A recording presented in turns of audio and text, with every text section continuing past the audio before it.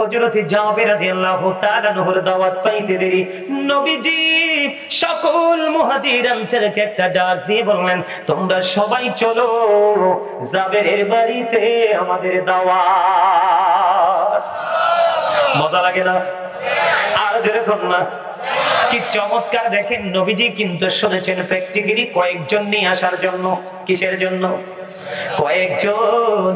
আর নবীজি চলে গেলেন সবাইকে নিয়ে। জাবের যখন শুনতে পাইলেন নবীজি সবাইকে বলছে, এই কথা শোনার পরে জাবের দৌড়ে চলে গেলেন বিবির কাছে। বিবি, বিবি গো, নবীজিকে বলেছি কয়েকজন নিয়ে আসতে।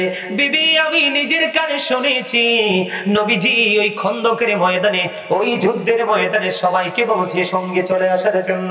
এবার জাবেরের বিবি ডেকে ডেকে বলেছেন, স্বামী গো, আপনি টেনশন করবেন না, টেনশন করার কোনো প্রয়োজন।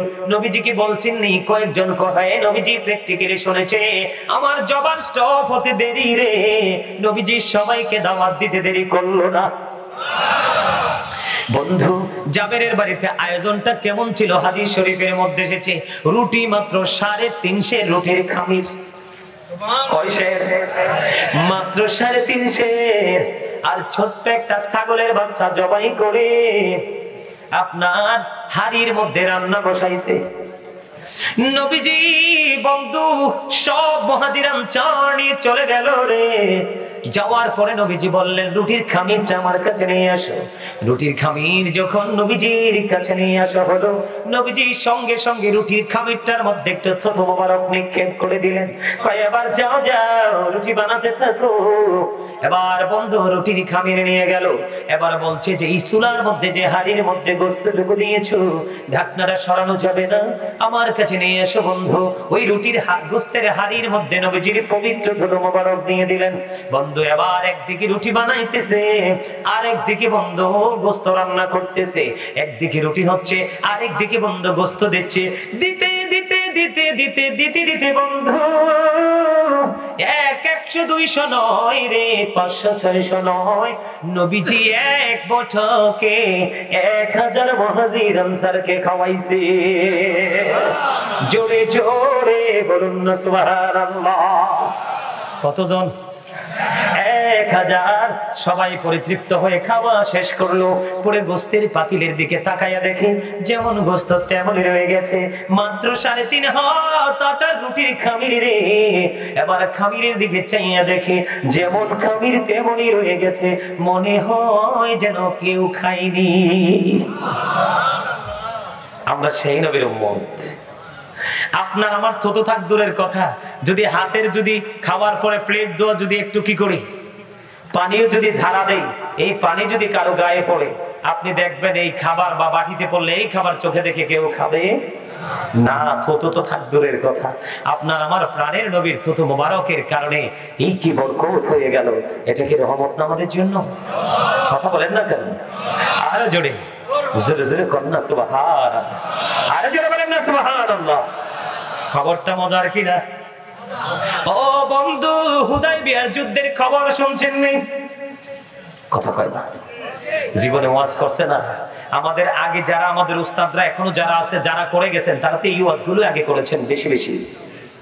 হুদায়বিয়ার কুফে কিনারায় বন্ধু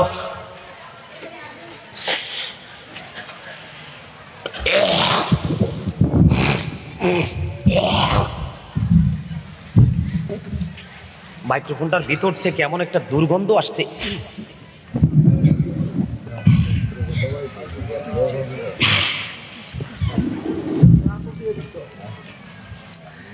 হুদায়বিয়ার কুফে বন্দুক পানি ছিল। রাসূলের সফর সঙ্গী ছিল প্রায় 1400। কতশো? কূপের মধ্যে রাসূলের সঙ্গে সবাই মিলে বন্ধু কূপের পানি ব্যবহার করে শুকাইয়ে ফেলাইছে। আমার দিকে তাকান, কি করে ফেলেছে? শুকাইয়ে ফেলাইছে। নবীজি যখন খবর পেলেন হুদায়বিয়ার কূপের পানি শুকিয়ে গেছে, আমি মূল মগজগুলো আপনাদের সামনে শুধু তুলে ধরছি, শুধু মূল মগজগুলো। নবীজি কেমন রহমত আমাদের জন্য, কত বড় নিয়ামত বোঝার জন্য বন্ধু। কূপের পানি যখন শুকিয়ে গেল, নবীজির কাছে খবর গেল। নবীজি জলদি চলে আসলেন। আসার পরে বললেন, আমাকে একটু পানি দাও, আমি ওযু করব। কি করব? আমাকে একটু পানি দাও, আমি ওযু করব। নবীজিকে পানি দেওয়া হলো, নবীজি ওযু করলেন। বন্ধু ওযু করতে কুলি করা লাগে কি লাগে না? নবীজি সঙ্গে সঙ্গে বন্ধু কুলি করলো। কুলি করার সঙ্গে সঙ্গে ওই কূপের মধ্যে নবীজির পবিত্র জবান মোবারক থেকে কুলির পানিটা তিনি কি করলেন? ওই কূপের মধ্যে বন্ধু ছেড়ে দিল। নবীজি বললেন, এত তাড়াতাড়ি তোমরা যে অনেকটা ধীরে আস্তে যাও। এবার একটু ধীরে আস্তে গেল বন্ধু। নবীজির পবিত্র মুখ মোবারক থেকে কুলির পানি বন্ধু নিক্ষেপ করতে দেরি। আস্তে আস্তে আস্তে আস্তে আস্তে আস্তে ওই কূপের মধ্যে পানি আসতে দেরি করলো না। জোরে জোরে কন্যা সুবহানাল্লাহ। বন্ধুরি আমার, কুলে কূপের মধ্যে পানি জমতে থাকলো। এবার বন্ধু কতজন সাহাবী? 1400 সাহাবা ছিল নবীজির সঙ্গে। কতজন? 1400 সাহাবা ছিল রে। ও বন্ধু কি করলো? এই কূপ থেকে পানি খরচ করতে লাগলো। খরচ করতে করতে করতে করতে নবীজি কুলি মোবারক নিক্ষেপ করার পরে 20 দিন পর্যন্ত দেদারসে সবাই পানি খরচ করতে পেরেছে। জোরে জোরে কন্যা সুবহানাল্লাহ। আর জোরে বলেন না সুবহানাল্লাহ। ইয়া রাসূলুল্লাহ, ইয়া হাবিবাল্লাহ, ইয়া রাসূলুল্লাহ, লা শুনেছি হাদিসে দেখিলে আপনাকে জীবনের গুনাহ ঝরিয়া পড়ে, দিও গো দেখা দয়া করে। ইয়া রাসূলুল্লাহ, ইয়া হাবিবাল্লাহ, ইয়া রাসূলুল্লাহ, ইয়া হাবিবাল্লাহ, আসসালাতু ওয়াসসালামু আলাইকা ইয়া রাসূলুল্লাহ। জোরে জোরে বলুন না সুবহানাল্লাহ। বন্ধু এখানেই শুধু ক্ষান্ত নয়, হাদিস শরীফের মধ্যে এসেছে বন্ধু, একদিন হঠাৎ করে বন্ধু নবীজি বের হলেন। বের হয়ে দেখলেন হযরতে আবু হুরায়রা পেটের খিদার বন্ধু সহ্য করতে পারে না। পেটের মধ্যে পাথর পর্যন্ত বাঁধলো, তারপরেও সহ্য করতে পারে না। শেষ পর্যন্ত তিনি বাধ্য হয়ে রাস্তায় নেমে আসলেন। রাস্তায় নেমে আসতে দেরি রে, প্রাণের নবীজি পিছন দেখে এসে হাজির। নবীজি যখন দেখতে পেলেন, নবীজি দেখতে পাওয়ার পরে পরেই বন্ধু কি করলেন? দেখে একটা মুস্কি হাসি দিলেন। মুস্কি হাসি দিয়ে নবীজি বললেন, আমার সঙ্গে চলো। এবার হযরতে আবু হুরায়রা রাদিয়াল্লাহু তাআলা নবীজির সঙ্গে সঙ্গে পিছন পিছন চলতে শুরু করলো। নবীজি ওনার গন্তব্যে চলে গেলেন। যাওয়ার পরে দেখতে পাইলেন একটা পেয়ালা দুধ। কয় পেয়ালা? একটা পেয়ালা দুধ। আবু হুরায়রা ওই দুধ দেখে অনেক বেশি খুশি হয়ে গেছেন। নবীজি জানতে চাইলেন এই দুধ কোত্থেকে এসেছে। নবীজিকে জানানো হলো, ইয়া রাসূলুল্লাহ, এই দুধ আপনার জন্য হাদিয়া এসেছে। নবীজি যখন জানতে পারলেন দুধ নবীজির জন্য হাদিয়া এসেছে, এই কথা বলতে দেরি নবীজি বললেন, সুফাবাসীদেরকে ডেকে নিয়ে এসো। সুবহানাল্লাহ। দুধ কয় পেয়ালা? আরো ধরে। আপনাদের কাছে মজা লাগেনি? কার কার কাছে লাগে? দুই হাত তুলে দেখান। আর জোরে সোজা করে আমার মতো লাড়া দেন। মারহাবা মারহাবা, হাত নামান। দুধ কয় পেয়ালা? হাদিস শরীফ অনুযায়ী আমি কথা বলছি, বানিয়ে বলার কথা না, জিহ্বা কেটে ফেলবে আল্লাহর কুদরতি চাকু দিয়ে। ঠিক না? হ্যাঁ, আমাদেরকে সচেতন হয়ে কথা বলতে হয়। মনের অজান্তে ভুল ত্রুটি হলে এটা আল্লাহ ক্ষমা করবে। ঠিক কিনা বেঠে? দুধ দেখলেন এক পেয়ালা। নবীজি বললেন, সুফাবাসীদেরকে ডেকে নিয়ে এসো। আবার আবু হুরায়রা মনে মনে চিন্তা করে, আহারে পেটের খিদা এমনি বাসি না, দুধ এক পেয়ালা দেখি তো অনেক বেশি খুশি হয়ে গেলাম, কিন্তু তার মধ্যে মরার উপর খাড়ার ঘায়ের মতো। নবীজি বললেন সুফাবাসীদেরকে ডেকে নিয়ে আসতে। সুফাবাসীদেরকে ডেকে নিয়ে আনা হলো। একজন একজন করে নবীজি দুধ খাওয়ায়। পরিতৃপ্ত হয়ে পেট ভরে ভরে একজন একজন বিদায় হয়ে গেল। সবাইকে দুধ খাওয়ানো বন্ধু শেষ হয়ে গেল গো। দুধ খাওয়ানো যখন বন্ধু শেষ হয়ে গেল, এবার নবীজি আবু হুরায়রাকে ডাক দিলেন, কাছে এসো। গেলেন, যাওয়ার পরে নবীজি দুধ দিলেন, খাও। সুবহানাল্লাহ। খাইছে। নবীজি বললেন, আরো খাও। খাইছে। নবীজি বললেন, আরো বেশি খাও গো। আরো আরো খাইলেন। সর্বশেষ হযরত আবু হুরায়রা রাদিয়াল্লাহু তাআলা আনহু ডাক দিয়ে বলে, নবী নবী গো, ইচ্ছে মতো খাইছি গো, আর খাইতে পারবো না। জোরে জোরে বলেন সুবহানাল্লাহ। আমরা সেই নবীর উম্মত। আবু হুরায়রা ইচ্ছে মতো খাওয়ার পরেও চাইয়া দেখে পেয়ালাতে এখনো দুধ। সবার পরে রক্ষণ করেছে প্রাণের নবী। অন্য নবীজির রহমত কইলে নবীজি কত কিছু জানে, এটি কইলে অনেকে রাগ হয়, ঠিক না বেঠে? আরো জোরে কন্যা। আর একটা মজার কথা কইতামনি, আরো জোরে বলেন কইতামনি বন্ধু। হযরত জাবের রাদিয়াল্লাহু তাআলা আনহু ইহুদি দুবাসীর মাধ্যমে নিজের পরিচয় জানালেন। এখন ওই ইহুদি দুবাসী মনে করছে হযরতে সালমান পারসি কে। হযরতে সালমান পারসি ইহুদি দুবাসীর মাধ্যমে তার পরিচয়টা প্রেজেন্ট করলেন। কিন্তু ওই ইহুদি মনে মনে বলতেছে, বন্ধু নবীজি তো পারসি ভাষা জানে না। বুঝবেন কিন্তু হাদিস শরীফটা অত্যন্ত মজার। কয় নবীজি পারসি ভাষা জানে না। এবার কি করলেন, ইহুদি দুবাসী এসে বলতেছেন, ইহুদি দুবাসী এসে নবীজিকে জানাই দিলেন, নবী গো, ওই সালমান পারসি তো আপনাকে মন্দ ছন্দ বলছে, বকাবকি করছে। এই কথাটা বলতে দেরি নবীজি বলছে, রে ইহুদি তুমি থামো গো, তুমি থেমে যাও।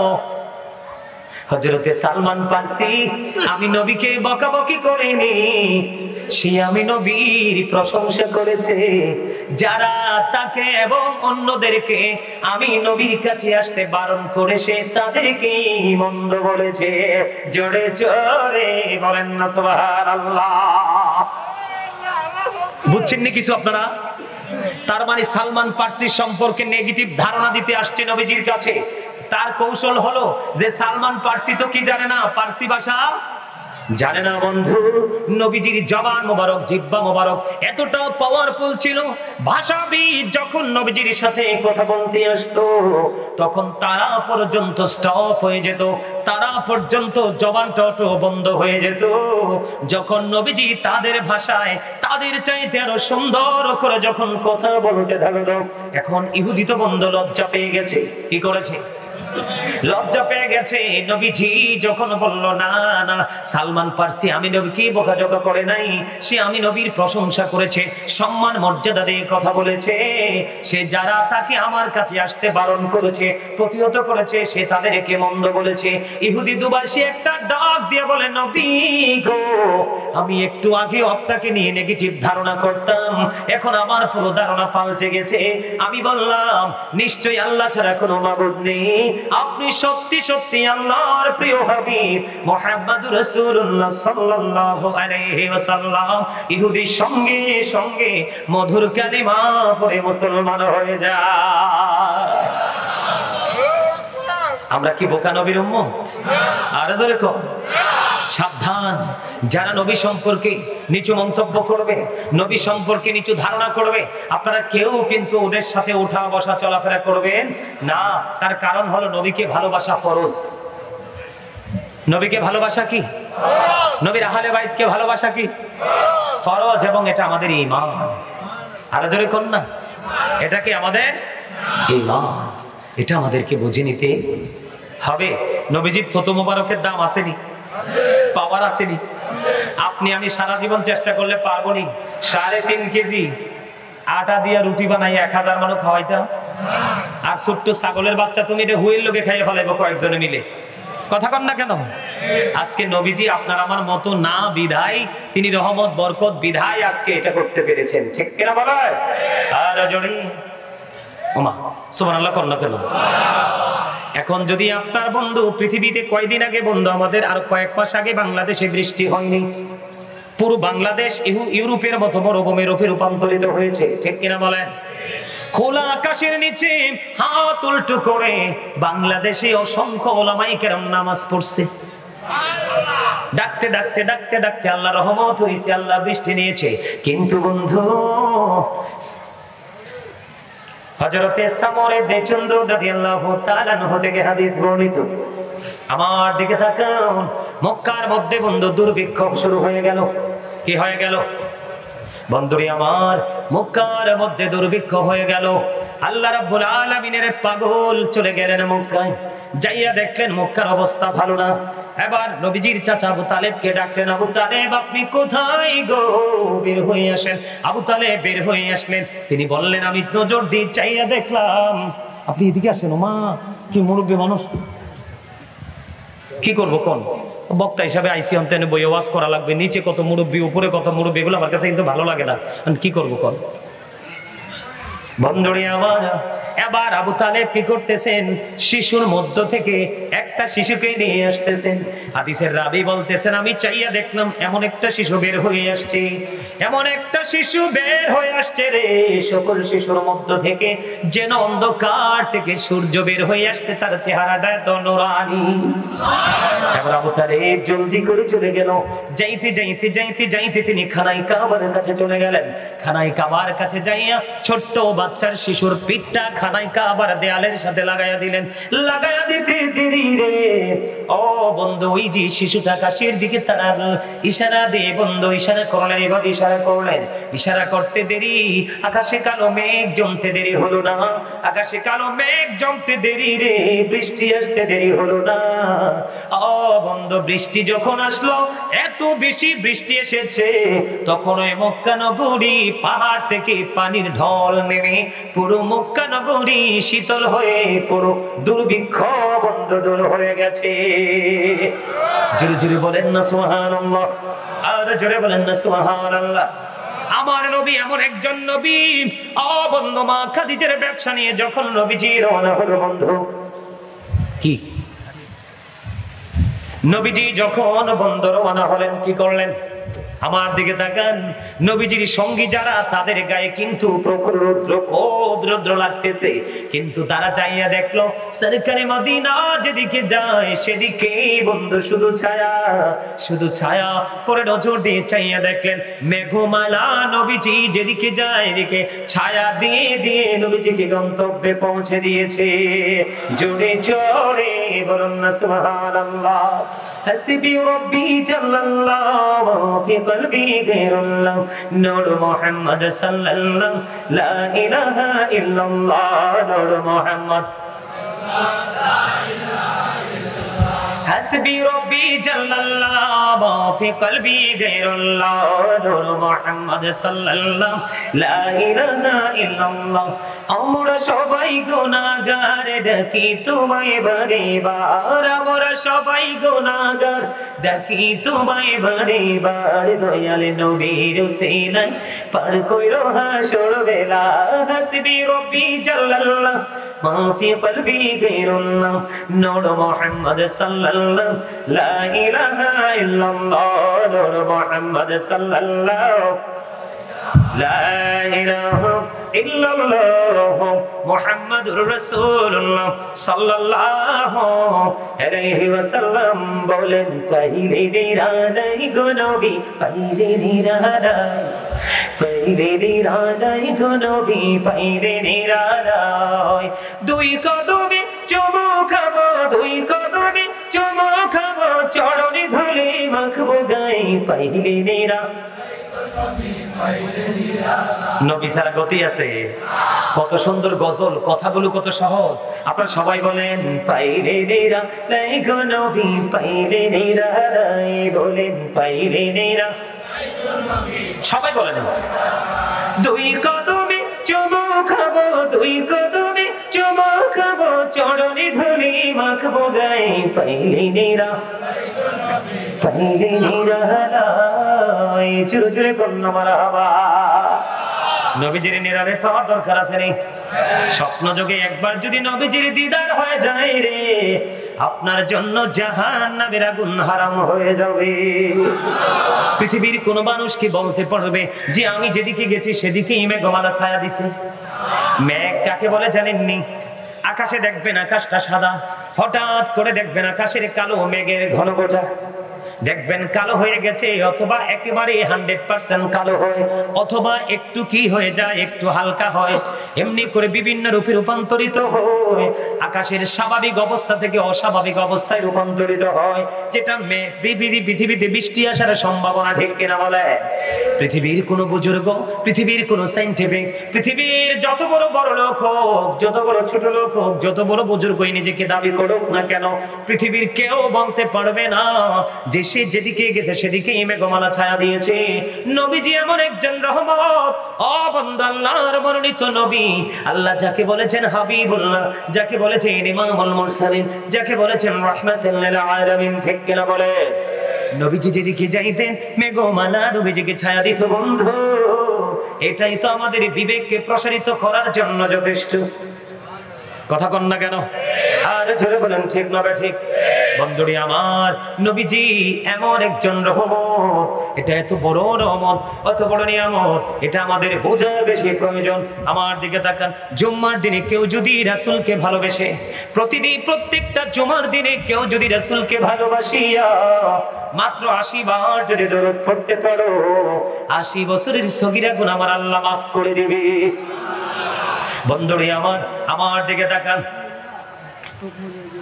হযরত আনাস রাদিয়াল্লাহু তাআলা আনহু থেকে হাদিস বর্ণিত। বন্ধুরে আমার, হাদিস কানে এসেছে বন্ধু দাইলামি শরীফের মধ্যে। আমার নবী, আপনার নবী, দু জাহানের বাদশা নবী, তিনি বলে দিয়েছেন, কেউ যদি প্রতিদিন প্রাণের নবীকে ভালোবাসিয়া প্রতিদিন যদি 1000 বার যদি দরুদ পড়তে পারো, নবীজি জানিয়ে দিয়েছে জান্নাত না দেখা পর্যন্ত তার মরণ হবে না। আমার কথা আপনার আর মন নাই? কি কইছি? কি মজার হাদিস, বুঝতে পারছেন?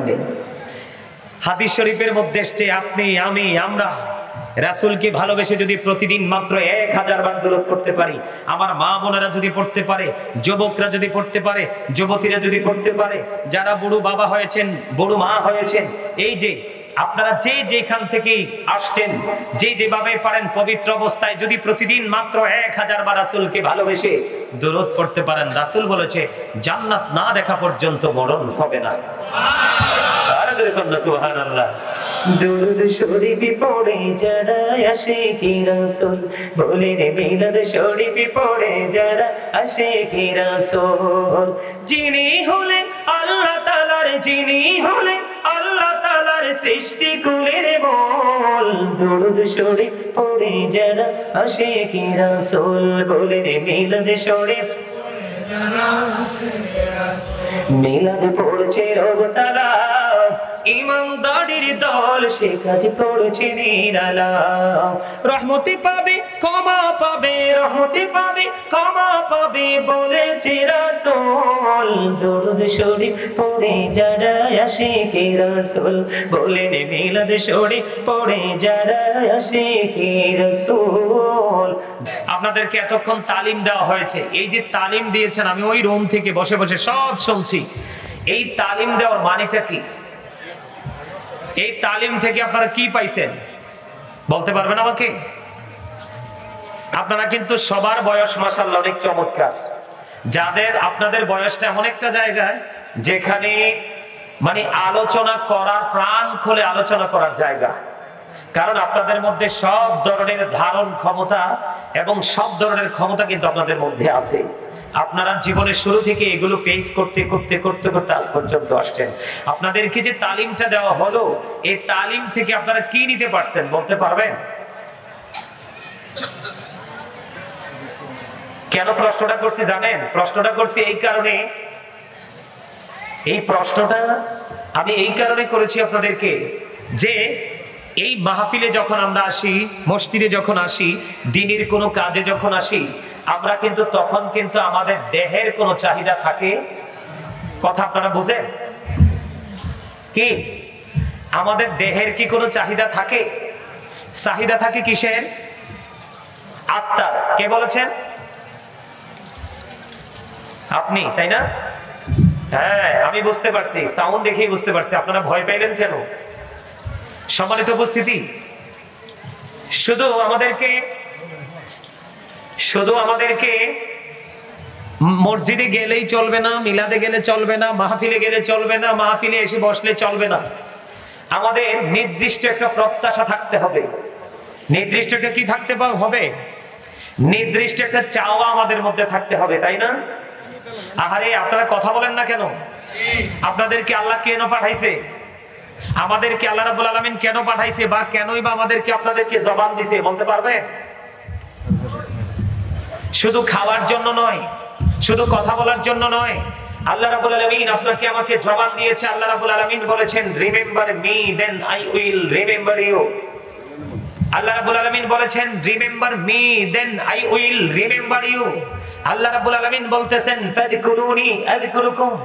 আল্লাহ বলতেছেন, তোমরা আমাকে স্মরণ করো, আমি তোমাদেরকে স্মরণ করব।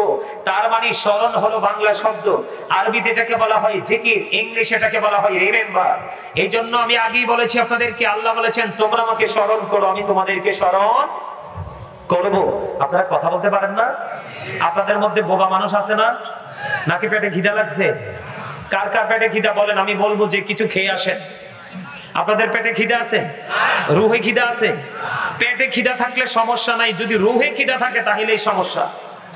এই আমার দিকে তাকান, পৃথিবীর অবস্থা মোটেও ভালো না। এর মধ্যে সবচেয়ে বেশি খারাপ, আমরা মুসলিম কান্ট্রির মানুষ হয়েও কিন্তু আমাদের মুসলমানিত্ব নেই। এটা হলো আমাদের জন্য সবচেয়ে বড় ভয়ঙ্কর এক দিক। কারণ রাসূল বলেছে, যখন ইসলাম গরিব হয়ে যাবে তোমরা তখনই কিয়ামতের অপেক্ষায় থাকবে। বিয়ে হলো ফরজ কাজ। কি কাজ? দুটি জীবন এক হওয়া। এই ফরজের মধ্যে মিউজিক কি, যেটা একেবারে টোটাল হারাম।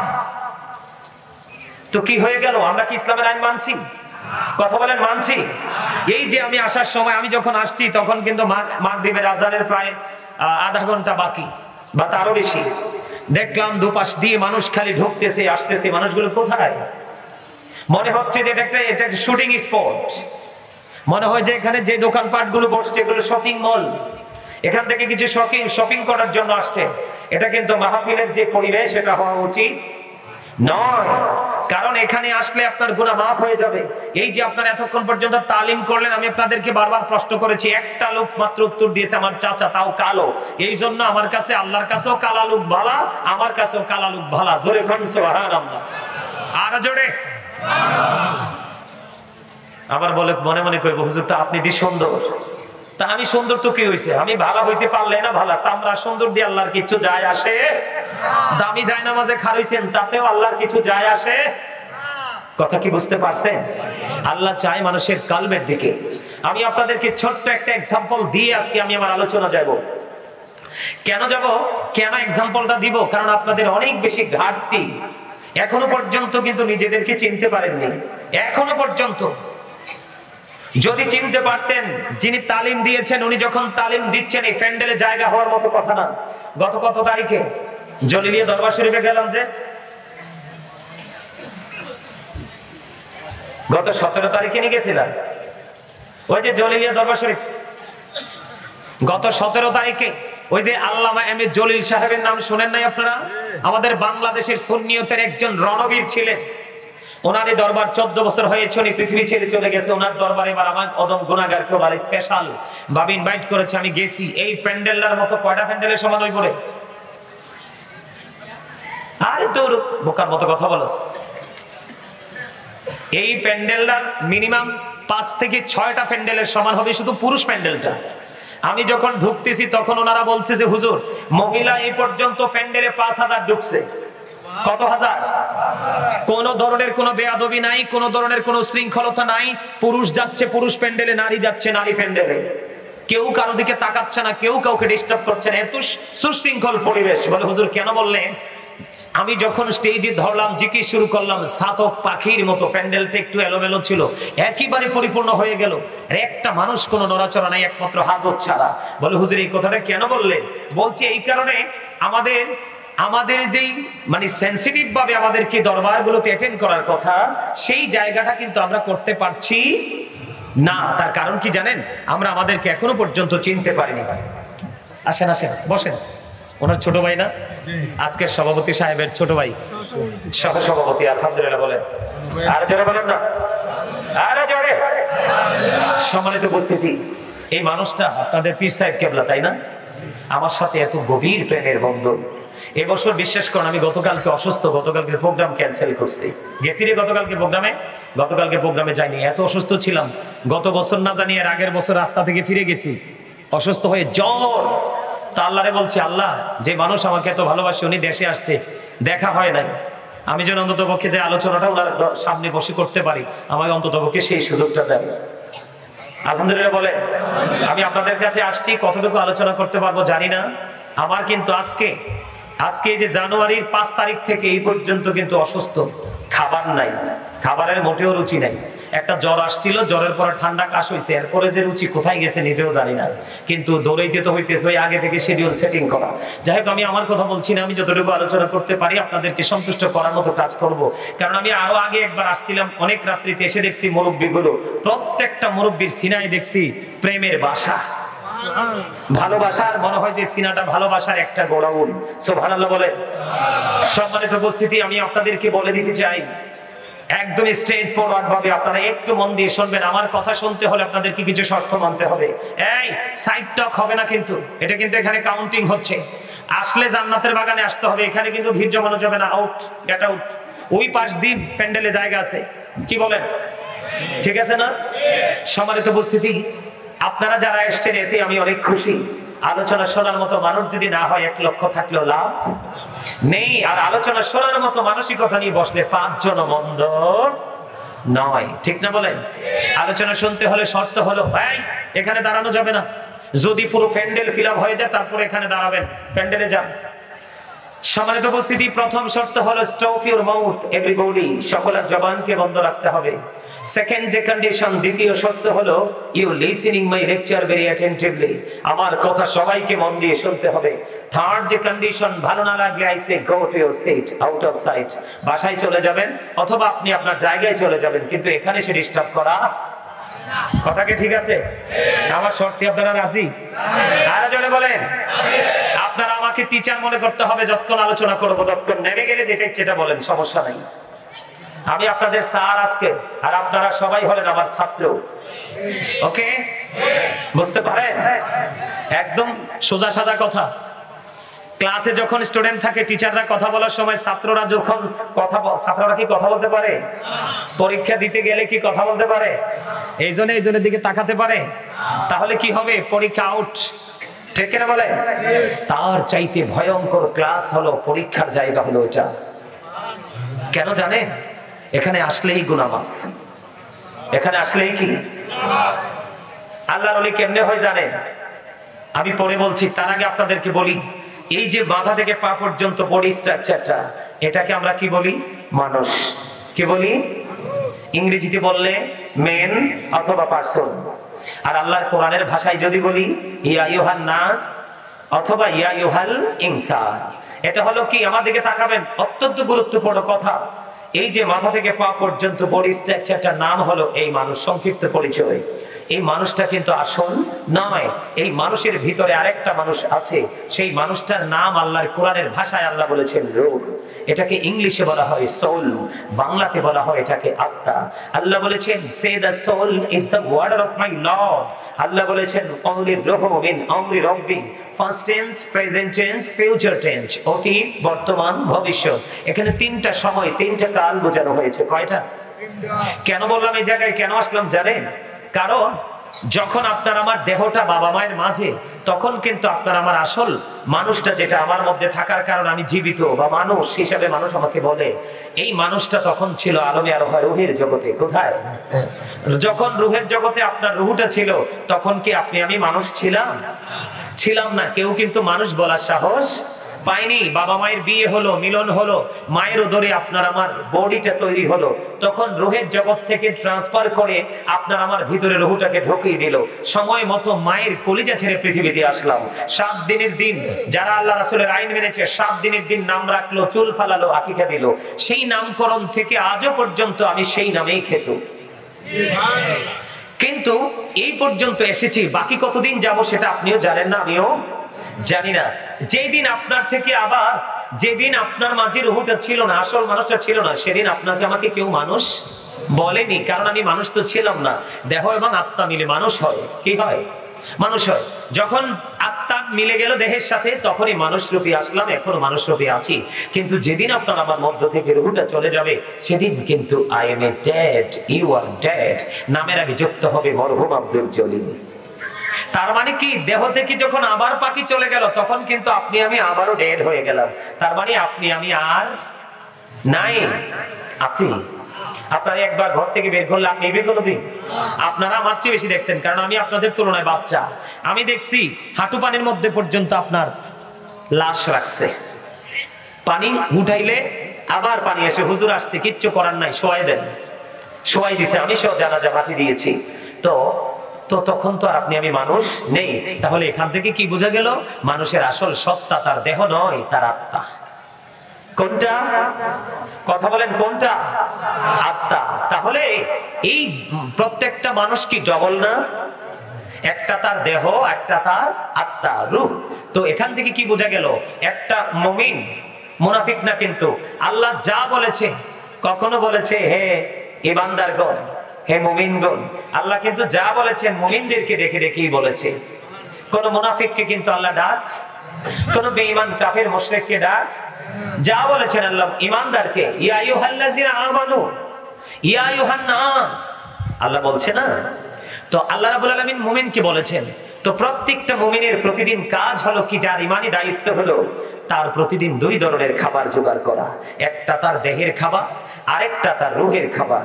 একটা হলো তার দেহের জন্য বাজার, আরেকটা করতে হবে তার রুহের জন্য বাজার। একটা বাজার লাগবে তার পৃথিবীর জন্য, আরেকটা বাজার লাগবে তার ফিউচারের জন্য, যেটা ফিউচার, ভবিষ্যতের জন্য।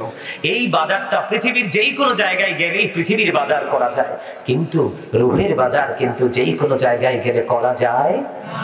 এটি স্পেসিফিক কিছু জায়গা আছে, সেই জায়গাগুলোতে আসলে রুহের বাজার করা যায়। যেমনটি আজকেরই কাদরিয়া দরবার শরীফ পীর কাসিমপুর, এটা হলো আজকে রুহের বাজারের জায়গা।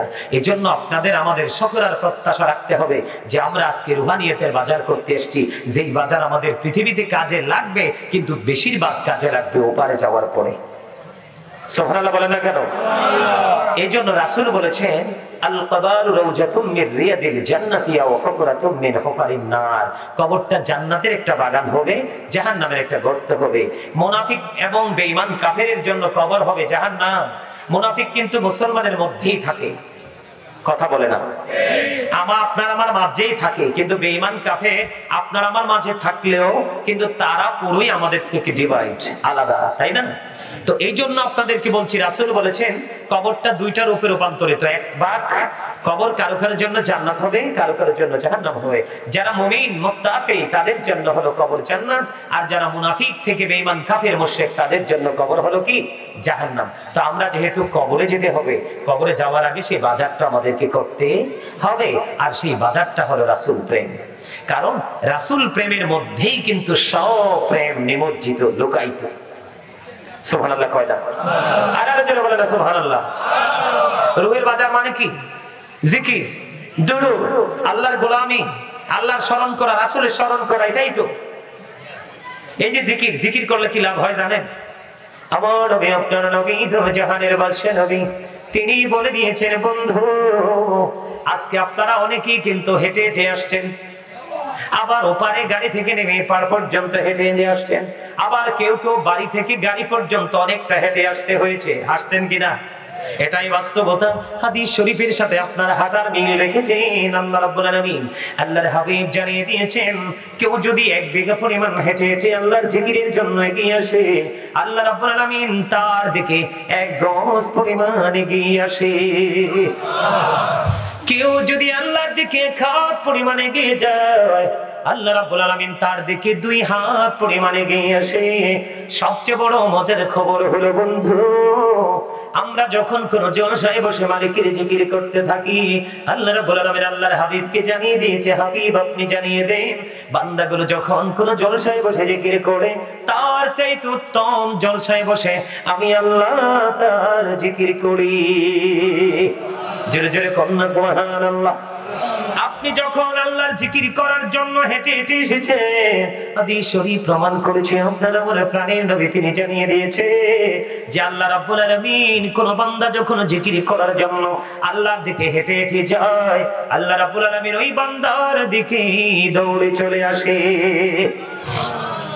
কথা বুঝেন নাই? তার মানে আপনি আমি আল্লাহর জিকির করার জন্য আল্লাহর যত দ্রুত কাছে যেতে চাই, যত দ্রুত আপন হতে চাই, আল্লাহ স্মরণ করতে করতে তারও আগে আল্লাহ রাব্বুল আলামিন আপনার আপন হয়ে যাবে। আর যারা বলেন না সুবহানাল্লাহ, তারও আগে আল্লাহ রাব্বুল আলামিন আপনার কি হয়ে যাবে? আপন হয়ে যাবে। তাহলে জিকির করার দরকার আছে না নাই? বেশি প্রয়োজন কিনা? বেশি প্রয়োজন। এখন জিকির করতে হলে কি করতে হবে? দুই ধরনের মানুষের সাথে আপনাকে যুক্ত হতে হবে। আমি বলছি না, আল্লাহ বলছে। আল্লাহ বলছেন join with my dear people, come to my paradise. Allah বলেছেন ফাদখুলি ফি ইবাদি ওয়াদখুলি জান্নাতি। আল্লাহ বলেছেন যারা আল্লাহর জিকির করে, আল্লাহর গোলামি করতে করতে আল্লাহর প্রিয় হয়ে গেছে, আল্লাহ বলছে তোমরা আমার প্রিয় লোকের সাথে যুক্ত হও, ওয়াদখুলি জান্নাতি, আমার জান্নাতে চলে আসো, কাম টু মাই প্যারাডাইস। জোরে জোরে সুবহানাল্লাহ। আল্লাহ জান্নাতে কি করব? আল্লাহ রাব্বুল আলামিন বলতেছেন ইনদা রাব্বিহিম ইউযাকুন। আল্লাহ বলতেছেন দে রিসিভ ফুড ফ্রম আল্লাহ। আল্লাহ বলতেছেন তোমরা জান্নাতে এসে জান্নাতি খাবার খাবে। তোমরা যত বেশি খাও প্রস্রাব পায়খানার ব্যাগ হবে না, ঢেক আসবে, সব নিমজ্জিত হয়ে যাবে। এটা শুধু আল্লাহর প্রিয় লোকেদের সাথে যুক্ত হওয়ার কারণে। জোরে জোরে কোন সুবহানাল্লাহ। তাহলে জিকিরের দরকার আছে না নাই? আর জোরে বলেন না, জিকিরের দরকার আছে না নাই? আল্লাহ বলতেছে ইয়া আইয়ুহাল্লাযীনা আমানু যিকুরুল্লাহা যিকরান কাসীরা ওয়াসাব্বিহুহু বুকরাতান ওয়া আসীলা। আল্লাহ রাব্বুল আলামিন ডেকে ডেকে বলছে ঈমানদারেরা তোমরা বেশি বেশি করে জিকির করো, সকাল তো সন্ধ্যা আল্লাহর পবিত্রতা ঘোষণা করো। আর জোরে কন্না সুবহানাল্লাহ। বেশি বেশি জিকির করতে কইছে না, আল্লাহই তো কইছে, আমি নি কইছি। তো এই যে সুবহানাল্লাহ বলা তো আল্লাহর জিকির, আলহামদুলিল্লাহ বলা আল্লাহর জিকির, লা ইলাহা ইল্লাল্লাহ বলা আল্লাহর জিকির, কাউকে সৎ কাজের জন্য ডাকা এটাও জিকির, কাউকে অসৎ কাজ থেকে বারণ করার জন্য তাকে আহ্বান জানানো এটাও জিকির। এই যে মসজিদে মানুষ নামাজ পড়তে যায়, বাড়িতে নামাজ পড়ে, মা বোনেরা নামাজ পড়ে, নামাজটাও আল্লাহর জিকির।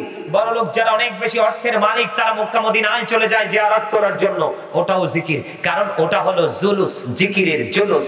কারণ বিভিন্ন জায়গা পরিদর্শন করে যে জিকির করা হয় ওটাকে বলা হয় জিকিরের জুলুস। আর যেটা একই জায়গায় দাঁড়িয়ে এবং বসে সম্পূর্ণ করা হয় এটাকে বলা হয় জিকিরের জলসা। ওমা সুবহানাল্লাহ কন্না কিল্লা। আরে দুর্বল হয়ে গেছে, খানা রেডি করতে আছে, গরুর গোশত দি। এত টেনশন করেন কিল্লা? ইয়ামনে গল্লাই খানা তৈরি হইতে আছে, গরুর গোশত। আলহামদুলিল্লাহ কো আরো জোরে। দেখছনি গরুর গোশতের কথা কোনে জোরে কইছে আলহামদুলিল্লাহ। আরে খোদা রে, আলহামদুলিল্লাহ এমনি কইতে হইব, কারণ আল্লাহ আমাদেরকে বেশি সুন্দর করে বানাইছে। ওমা মা দুর্বল হয়ে গেছে, এত সন্ধ্যার সময় দুর্বল হলে হইব? আল্লাহ কি, আল্লাহ রাসূল কি কইছে জানেন? কই তোমরা যখন জান্নাতের বাগানে যাও তখন তো তোমরা জান্নাতের বাগানের মেহমান হয়ে যাও। তো যখন তোমরা জান্নাতের বাগানের মেহমান হও তখন তোমরা জান্নাতের বাগান থেকে ফল খেয়ে নিও।